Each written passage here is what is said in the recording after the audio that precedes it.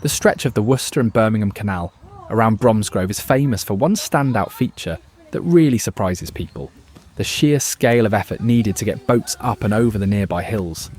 Right outside Bromsgrove is the remarkable Tardebigge Locks, a continuous flight of 30 locks.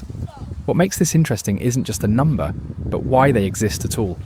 The canal had to climb the steep edge of the Lickey Hills, and unlike trains or roads, canals can't handle steep gradients. So instead, engineers in the early 1800s built this long water staircase, raising boats step by step up the hillside. Imagine working a narrowboat through that section. It can take several hours and a lot of physical effort to open and close each lock gate.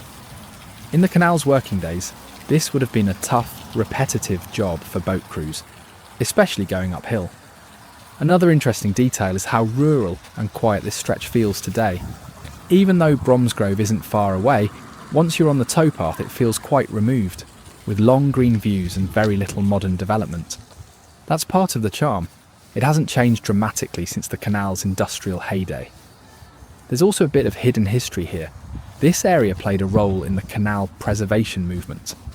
Meetings and conversations around Tardebigge helped inspire the early efforts that eventually saved Britain's canals from being abandoned in the mid-20th century.